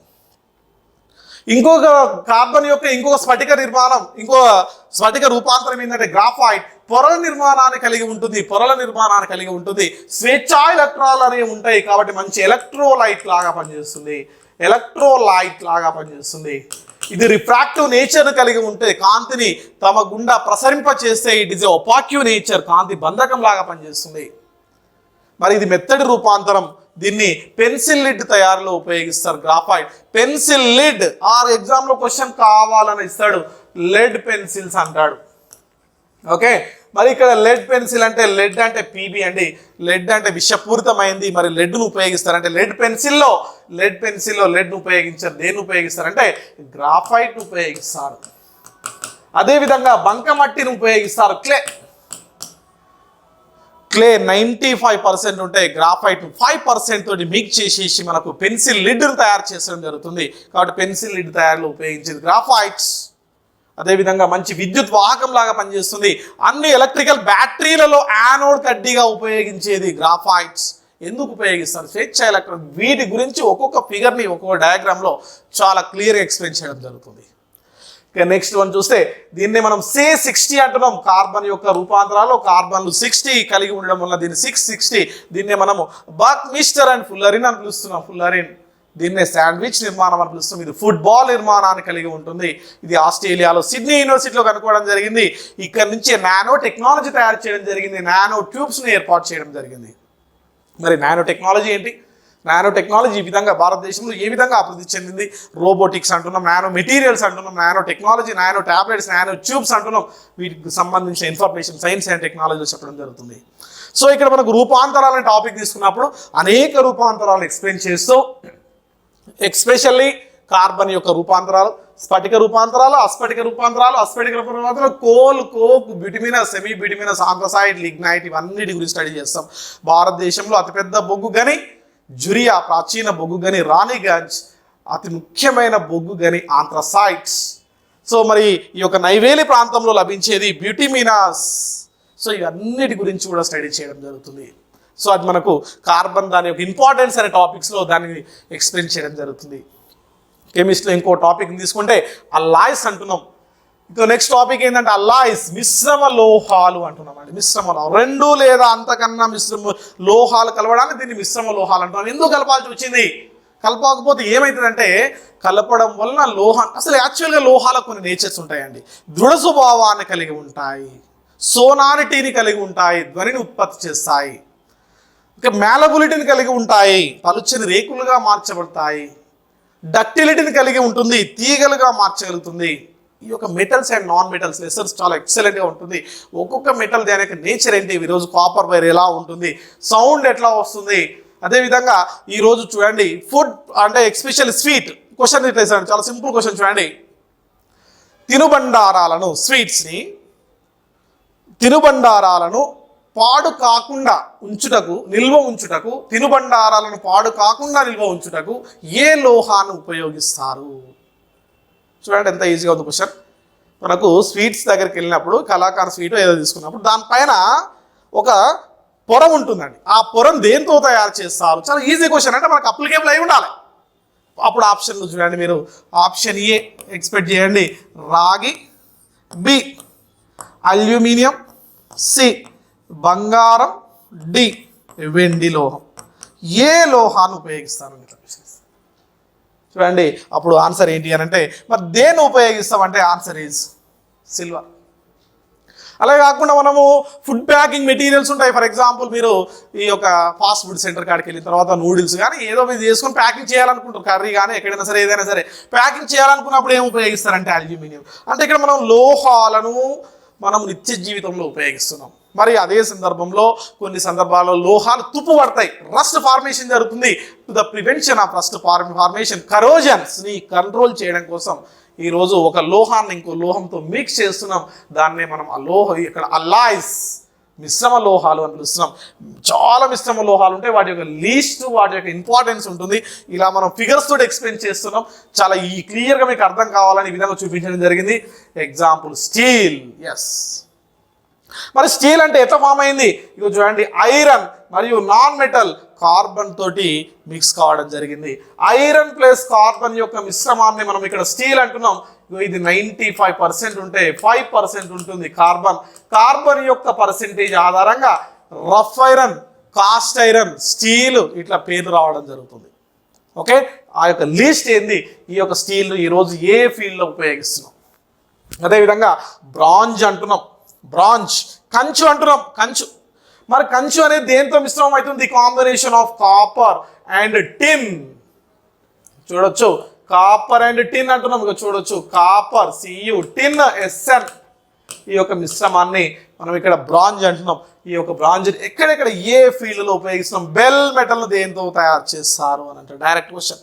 Bell metal అంటాడు ఇట్లా గంట, అంటే గుడిజ అంటారు, గడి గంటను తయారు చేయడం కోసం ఉపయోగిస్తుంటాం. అదేవిధంగా ఇట్లా మనకు ఈ యొక్క మెడల్స్ని తయారు చేయడం కోసం కూడా ఉపయోగించడం జరుగుతుంది బ్రాంచ్. దీన్నే మనం కంచు అంటున్నామండి తెలుగులో, కంచు, బ్రాంచ్. ఇక నెక్స్ట్ బ్రాస్, ఇత్తడి. మరి ఇత్తడి దేంతో తయారవుతుంది? కాపర్ ప్లస్ జింక్ మిశ్రమాన్ని ఇత్తడి అంటున్నాం. 50:50% ఉండడం జరుగుతుంది. సో మరి దీన్ని ఏ ఫీల్డ్లో? సో ఇక్కడ నేను ఆ యొక్క ఫిగర్స్ని చూపించేసి మీకు ఈజీగా గుర్తుంచడం కోసం ప్రయత్నం చేయడం జరిగింది. అంటే మిశ్రమ లోహాలని కూడా మీకు ఈ యొక్క టైప్లో ఈ యొక్క ఫార్మేట్లో మీకు లెసన్లో ఎక్స్ప్లెయిన్ చేయడం జరిగింది. సో మీరు కామన్గా చదువుతారు, కానీ ఇక్కడ ఏంటి అంటే ఆ ఫిగర్స్ని చూస్తూ చదవడం వలన చాలా వరకు మీకు గుర్తుంటుందని నేను ప్రయత్నం చేస్తున్నానండి. సో ఇక్కడ మిశ్రమ లోహాలు అసలు ఎందుకు చేస్తున్నామంటే ఈ మీ యొక్క అల్లాయిస్ని ఎందుకు తయారు చేస్తుంటే ఫస్ట్ ఆఫ్ ఆల్ గుర్తుపెట్టుకోవాలి, తుప్పును నివారించడం కోసం, ఆ యొక్క పదార్థం యొక్క నాణ్యతను పెంచడం కోసం, తనకు అనుకూలంగా మార్చుకోవడం కోసం ఈ యొక్క మిశ్రమ లోహాలను తయారు చేయడం జరిగింది. జర్మన్ సిల్వర్ అంటారు, gun metal, bell metal, okay, duraluminium అని పిలుస్తారు, నెక్రోమ్ అని పిలుస్తారు. ఈ విధంగా మిశ్రమ లోహాల యొక్క లిస్ట్ ఉంటుంది. ఆ మిశ్రమ లోహాన్ని ఎక్కడ ఉపయోగిస్తారు, విమానాల తయారీలో దేన్ని ఉపయోగిస్తారు, ప్రతిదీ కూడా ఆ యొక్క మిశ్రమ లోహాల యొక్క లిస్ట్ అవుట్లో మీరు చదువుకోవచ్చు చాలా ఈజీగా. సో ఇట్లా మీకు చాలా వరకు ప్రయత్నం చేశాను. ఈ యొక్క బ్రాంజ్ని ఎక్కడెక్కడ ఉపయోగిస్తారు, ఏ ఫీల్డ్లో యూజ్ చేస్తారు. సో మీరు ఈ యొక్క బొమ్మలు చూసినప్పుడు ఈజీగా మనకు ఫైండ్ అవుట్ చేయడం కోసం ఈ యొక్క చాలా వరకు నేను ప్రయత్నం చేయడం జరిగింది. దేనికోసం ఇట్లా చేయడం జరిగింది, ఆక్సిడైజర్ను ప్రివెంట్ చేయడం కోసం, ఆక్సీకరణం చెందకుండా నివారించడం కోసం ఈ యొక్క మిశ్రమ లోహాలను ఉపయోగిస్తారని చెప్పడం జరిగింది. నెక్స్ట్ వన్ చాలా చాలా ఇంపార్టెంట్, గాల్వనైజేషన్ అనే క్వశ్చన్ ఇస్తుంటాడు. ఏంది, ఈ తుప్పును నివారించడం కోసమే ఒక లోహం యొక్క ఉపరితలంపై వేరొక లోహాన్ని కోటింగ్ చేయడం జరుగుతుంది. దానిని మనము గాల్వనైజేషన్ అని పిలుస్తారు. గాల్వనైజేషన్. మరి ఈ యొక్క గాల్వనైజేషన్ ప్రాసెస్లో ఉపయోగించే లోహాలు ఏంటి అంటే జింక్, రెండోది ఏంటి అంటే క్రోమియం. చాలా చాలా ఎగ్జామ్లో అడిగిన క్వశ్చన్. ఒక లోహాన్ని మరిగించి ద్రవ రూపంలోనికి మార్చి ఇంకొక లోహం పైన పూత పూయడాన్ని గాల్వనైజేషన్ పిలుస్తారు. సో దీనివల్ల మనకు అడ్వాంటేజ్ ఏంటంటే తుప్పు పట్టకుండా నివారించడం జరుగుతుంది. చాలాసేపటి నుంచి అంటున్నాను, ఇనుము తుప్పు అంటే ఏంటి మరి అంటే, ఇనుము తుప్పు అంటే ఫెర్రిక్ ఆక్సైడ్ని ఇనుము తుప్పు అని పిలుస్తారు. ఫెర్రిక్ ఆక్సైడ్ ఫార్ములా Fe2O3, దీన్ని ఫెర్రిక్ ఆక్సైడ్ అంటున్నాం. ఫెర్రిక్ ఆక్సైడ్లో ఐరన్ ఏ ఆక్సిడేషన్ స్టేట్ను కలిగి ఉంటుంది అంటే +3 ఆక్సిడేషన్ స్టేట్ను కలిగి ఉంటుంది. రస్ట్ ముదురు ఎరుపు లేదా గోధుమ రంగులో ఉంటుంది. తుప్పు పట్టిన తర్వాత ఇనుము బరువు పెరుగుతుంది. తుప్పును నివారించడం కోసం ఆక్సాలిక్ యాసిడ్ ఉపయోగిస్తారు. మరి ఈ యొక్క తుప్పు పట్టడం ఏ రకమైన మార్పు అంటే రసాయనిక మార్పు, ఏ రకమైన చర్య అంటే ఆక్సీకరణ చర్య. ఈ యొక్క అంశాలన్నిటిని కూడా గుర్తుపెట్టుకోవాలి.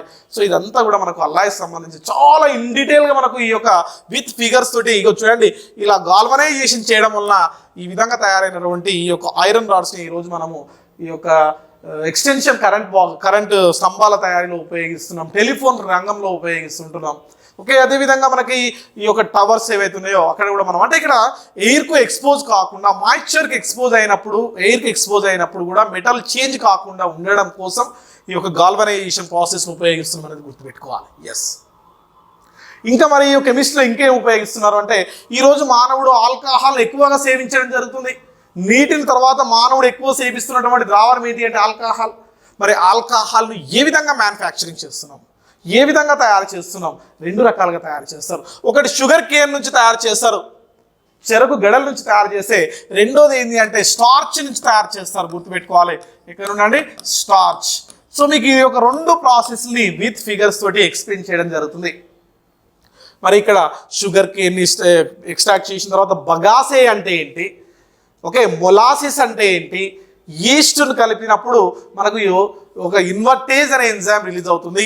అదే స్టార్చ్ నుంచి ఏర్పడితే దాన్ని మనం ఇక్కడ ఏమంటామంటే మాల్ట్ అని పిలవడం జరుగుతుంది. దీన్ని ఏమంటారండి, మాల్ట్.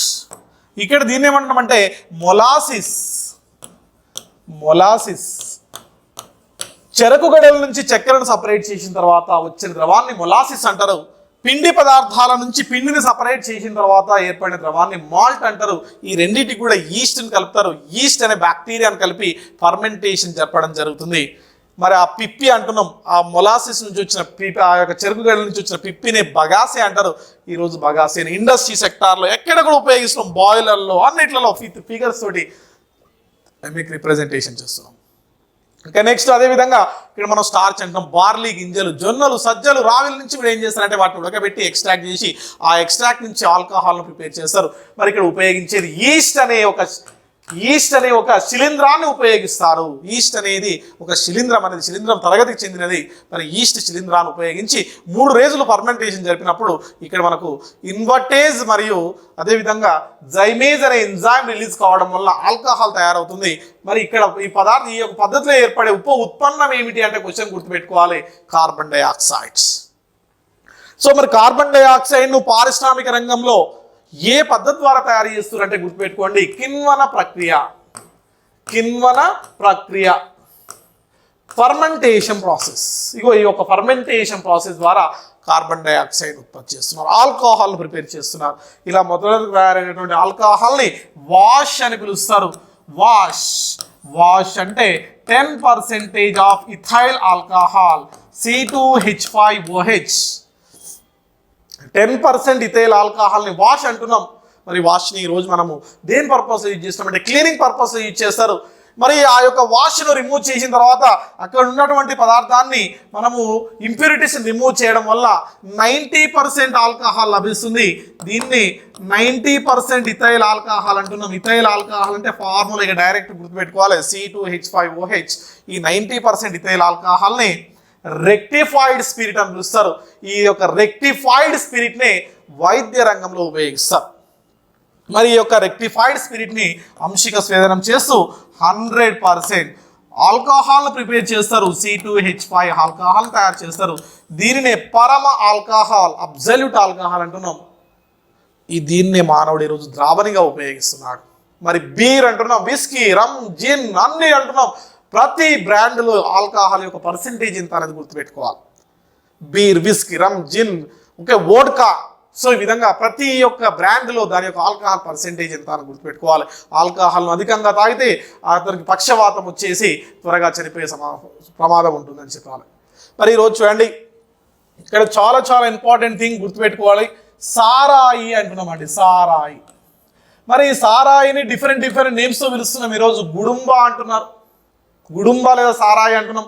మరి గుడుంబ లేదా సారాయి అంటే ఏంటి అని అంటే ఈ యొక్క ఇథైల్ ఆల్కహాల్కి మనం జనరల్గా మనం ప్రిపేర్ చేస్తున్నప్పుడు ఏంటి అంటే ఒక విషపూరితమైన ఆల్కహాల్ కలుస్తుందండి. ఆ విషపూరితమైన ఆల్కహాల్ ఏంటి అంటే మిథైల్ ఆల్కహాల్.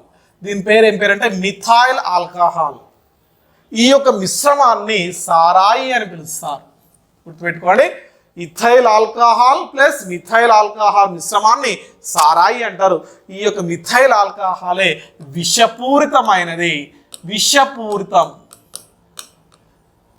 విషపూరితమైనది. ఈ యొక్క మిథైల్ ఆల్కహాల్ను తాగడం వల్లే కంటి చూపు మందగించి పక్షవాతం ఏర్పడి కాలేయము క్షీణించి మనిషి త్వరగా చనిపోతాడు.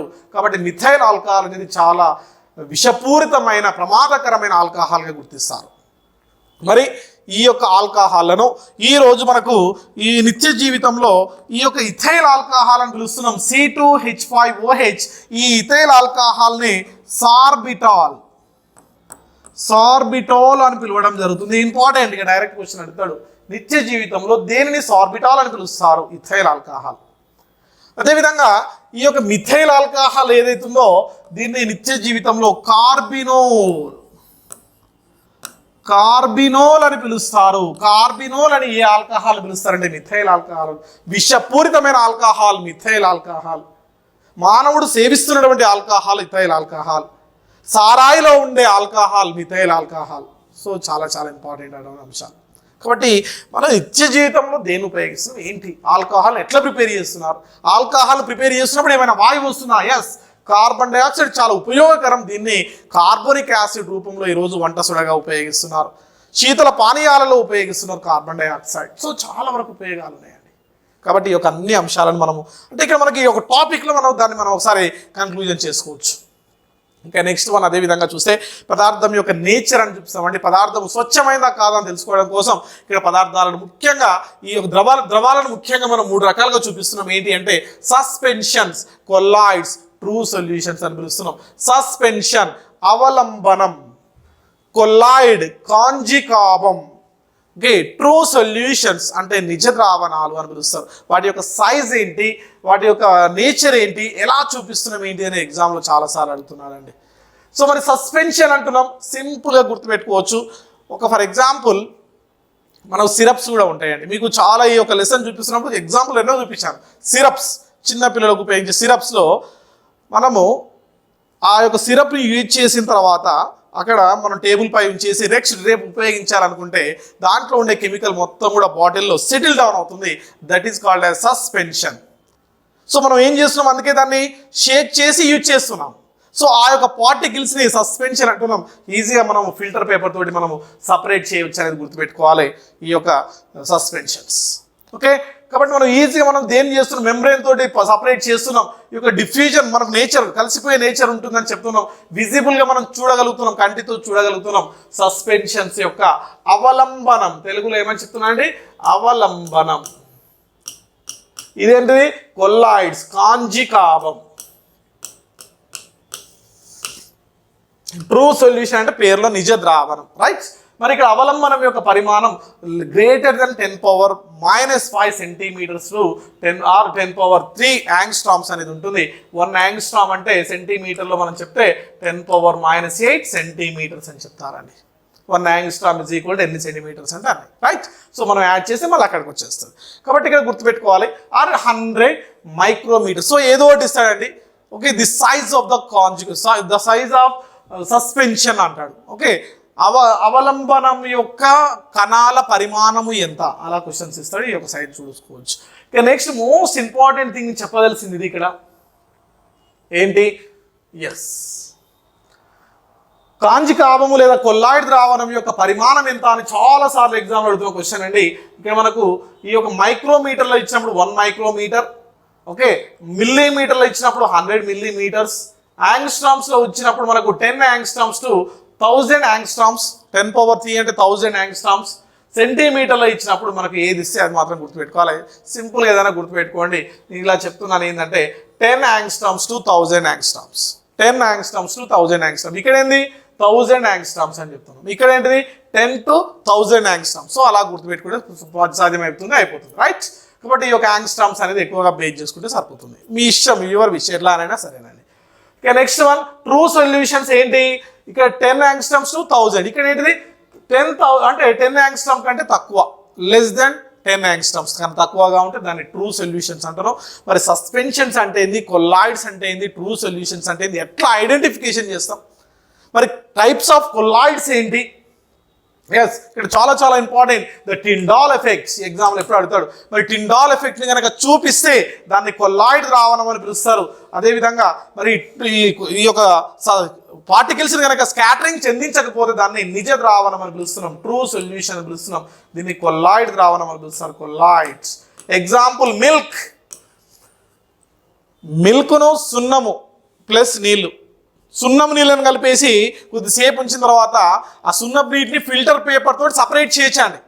కానీ పాలను ఫిల్టర్ పేపర్లో పోస్తే పాలు వెన్న సపరేట్ కాదు, దాన్ని కొల్లాయిడ్ అని పిలుస్తున్నా.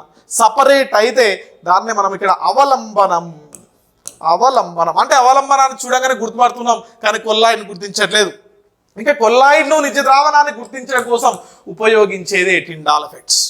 సో ఇక్కడ స్కాటరింగ్ ఆఫ్ విజిబుల్ లైట్స్, ఒక లైట్ని, ఓకే, ఒక ఫ్లాష్ లైట్ను ఈ 2 ద్రావాల గుండా పంపించినప్పుడు నిజ ద్రావణంలో ఎలాంటి కణాలు ఉండవు, అందుకే ఎలాంటి పరిక్షేపణం చెందదు, ఎలాంటి కాంతి పరిక్షేపణం చెందదు, ఎలాంటి స్కాటరింగ్ అనేది కనిపించదు.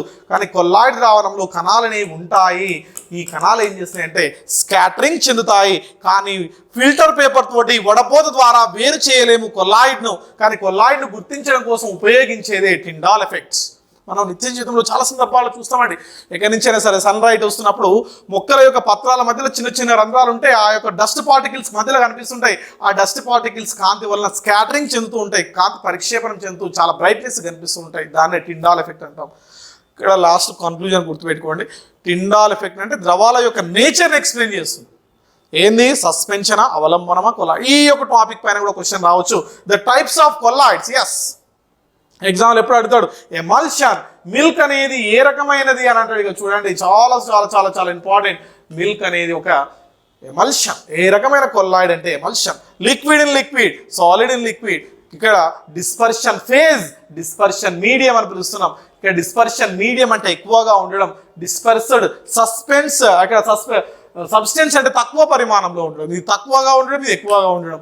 ఇందులో ఇది ఉండడం వల్ల కొల్లాయిడ్ అనేది ఏర్పడుతుంది. అది ఏ రకమైన colloid, type of colloid with examples. దీని గురించి ఇన్ డీటెయిల్గా పూర్తిగా ఎక్స్ప్లెయిన్ చేయడం జరుగుతుంది విత్ ఒక్కొక్క ఎగ్జాంపుల్ని విత్ ఫిగర్ తోటి. రైట్. సో చాలా ఇంపార్టెంట్ టాపిక్. ఎగ్జామ్లో ఎప్పుడు కూడా ఈ ఒక టైప్ ఆఫ్లో ఒక క్వశ్చన్ ఇస్తుంటాడు. చాలాసార్లు ఎగ్జామ్లో అడుగుతున్న క్వశ్చన్ ఏరోసోల్ ఏంటి, ఏరోసాల్ ఏంటి, ఓకే, సోల్ అని దేని పిలుస్తాం, ఇలాంటి క్వశ్చన్స్ ఎన్నో ఎగ్జామ్లో అడుగుతుంటాడు. ఇంకా అంతేకాకుండా పరమాణు అంటున్నాం, రసాయన బంధం అంటున్నాం, ఆమ్లాలు, క్షారాలు, అదేవిధంగా ఏ విధంగా చదువుతున్నామో పరమాణువు ఏంటి, ఎలక్ట్రాన్స్, ప్రోటాన్స్, న్యూట్రాన్స్. ఎలక్ట్రాన్లను జేజే థామ్సన్, ప్రోటాన్లను రూదర్ఫోర్డ్, న్యూట్రాన్లను జేమ్స్ చాడ్విక్, కెనాల్ కిరణాలను కనుగొన్నటువంటి శాస్త్రవేత్త గోల్డ్ స్టెయిన్. సో మరి ఈ యొక్క సీక్వెన్స్ అనేది గుర్తుకుండాలి. ఫస్ట్ జేజే థామ్సన్ కనుక్కుంటాడు ఏంది, క్యాథోడ్ కిరణాలు లేదా ఎలక్ట్రాన్లను కనుక్కోవడం జరుగుతుంది. ఆ క్యాథోడ్ కిరేస్కే, ఆ రుణధ్రువ కిరణాలకి జీజే స్టోరీ అనే శాస్త్రవేత్త ఎలక్ట్రాన్లను నామకరణం చేస్తాడు. తర్వాత గోల్డ్ స్టెయిన్ అనే శాస్త్రవేత్త కెనాల్ కిరణాలు లేదా పాజిటివ్ రేస్ని కనుక్కోవడం జరుగుతుంది, గోల్డ్ స్టెయిన్. తర్వాత రూదర్ఫోర్డ్ వచ్చేసి న్యూక్లియస్, కేంద్రకాన్ని ఆవిష్కరిస్తాడు. కేంద్రకంలో ప్రోటాన్లు ఉన్నాయని చెప్తాడు. ప్రోటాన్లు కాదు, కేంద్రకంలో న్యూట్రాన్లు ఉన్నాయని 1931లో మనకు ఈ యొక్క జేమ్స్ చాడ్విక్ అనే శాస్త్రవేత్త న్యూట్రాన్లను గుర్తించడం జరుగుతుంది. వాటి యొక్క ఛార్జ్ ఎంత, మాస్ ఎంత, ఎట్లా రిప్రజెంట్ చేస్తాం, ఐసోటోప్ లేనిది, ఐసోబార్ లేనిది, వీటి యొక్క ఎక్స్ప్లెనేషన్ ఉంటుంది. అదేవిధంగా పీరియడ్లు ఎన్ని ఉన్నాయి, గ్రూపులు ఉన్నాయి, ఎన్ని పీరియడ్లు, ఎన్ని గ్రూపులు, జస్ట్ ఒక బ్రీఫ్ ఐడియా. ఆ యొక్క సైంటిస్టులు దేనికి సంబంధించిన వ్యక్తి, ఫర్ ఎగ్జాంపుల్ మెండలీఫ్ అనే శాస్త్రవేత్త ఏ విభాగానికి చెందిన వ్యక్తి, అలాంటి క్వశ్చన్స్ ఎగ్జామ్ అడగవచ్చు. ఓకే, అతని మొట్టమొదటిసారిగా అంటే ఆవర్తన పట్టికను పూర్తిగా మనం నిర్మించడం జరిగిందని చెప్తున్నాం. మోస్ట్లీ ఆవర్తన పట్టిక అని అట్లా అంటే వాళ్ళ names important. For example Dobereiner triad సిద్ధాంతం అట్లా. ఓకే, మెండలీఫ్, ఓకే, ఒక మెండలీఫ్ ఆవర్తన పట్టిక అట్లా. న్యూలాండ్ అష్టక పరికల్పన, అష్టకం అంటే 8 అట్లా తీసుకోవడం. అట్లా వాళ్ళ యొక్క నేమ్స్ రిప్రజెంట్ చేసి, అదేవిధంగా ఈ యొక్క పరమాణు యొక్క నమూనాలో రూదర్ఫోర్డ్ జేజే మన గ్రహమండల నమూనా అని, జేజే థామ్సన్ పుచ్చకాయ నమూనా అని, ఓకే, కక్షలు ఆర్బిట్స్ అని ఎక్స్ప్లెయిన్ చేసింది నీల్స్ బోర్. మరియు వాటి యొక్క క్వాంటం సంఖ్యలు 4, ప్రిన్సిపల్ ప్రధాన క్వాంటం సంఖ్య, అజిముతల్ క్వాంటం సంఖ్య, అయస్కాంత క్వాంటం సంఖ్య, అదేవిధంగా స్పిన్ క్వాంటం సంఖ్య.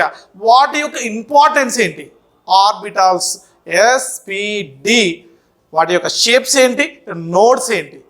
ఓకే, నోడ్ అంటే ఎలక్ట్రాన్ లేని ప్రదేశం, ఆర్బిటాల్ అంటే ఎలక్ట్రాన్ కనుక్కునే సంభావ్యత కలిగిన ప్రాంతం. S orbital 1, P orbital 3, D orbital 5, F orbital 7. Okay, so వాటి యొక్క ఇన్ఫర్మేషన్ గుర్తించడం, జస్ట్ బ్రీఫ్ ఇన్ఫర్మేషన్, ఎక్కువ ఇన్డెప్త్గా సబ్జెక్ట్కి వెళ్ళొద్దు, ఎగ్జామ్లో అడగడం. ఇంకా నెక్స్ట్ వన్, అదేవిధంగా మనకు ఈ యొక్క ఇండస్ట్రియల్ కెమిస్ట్రీలో ఇంకా కొన్ని అంశాలు చూసినప్పుడు మనకు సోప్స్ ఏంటి, స్టీరాయిడ్స్ ఏంటి, ఓకే, సోప్స్కు డిటర్జెంట్స్కు మధ్య సంబంధం ఏంటి. ఓకే, సోడియం స్టీరేట్ అంటున్నాం, సోడియం బెంజోయిక్ యాసిడ్ అంటే సోప్స్ అంటున్నాం, సోడియం స్టీరేట్స్ సోప్స్, C17H33COONE అని. బెంజోయిక్ యాసిడ్, సోడియం బెంజోయిక్ యాసిడ్స్ని మనము బెంజిన్ సల్ఫోరిక్ యాసిడ్స్ని మనం డిటర్జెంట్స్ అంటున్నాం. డిటర్జెంట్స్ అనేది సోప్ కంటే మంచివి. అదేవిధంగా గ్లాసెస్ అంటారు, Pyrex glass, soda glass, flint glass. ఈ గ్లాసెస్ గురించి ఒకసారి చూసుకోవాలి, వాటి యొక్క కలర్స్, వాటి యొక్క ఇన్ఫర్మేషన్ కంప్లీట్గా. సిమెంట్ ఎట్లా మ్యానుఫ్యాక్చరింగ్ అవుతుంది, గ్లాస్ ఏ విధంగా మ్యానుఫ్యాక్చరింగ్ అవుతుంది, ఆ యొక్క టైప్స్ ఏంటి, ముడి పదార్థాలు ఏంటి అనేది గుర్తుపెట్టుకోవాలి. ఓకే, ఇక నెక్స్ట్ వన్, పెట్రోలియంని ఎక్కడి నుంచి తయారు చేస్తాం. పెట్రోలియం ప్లాంక్టాన్స్ అనే సూక్ష్మజీవి నుంచి రావడం జరుగుతుంది పెట్రోలియం. శిలాజ ఇంధనం ఏంటి, ఫాసిల్ ఫ్యూయల్ ఏంటి, అదొక ఇన్ఫర్మేషన్, దాని గురించి స్టడీ చేయడం జరుగుతుంది.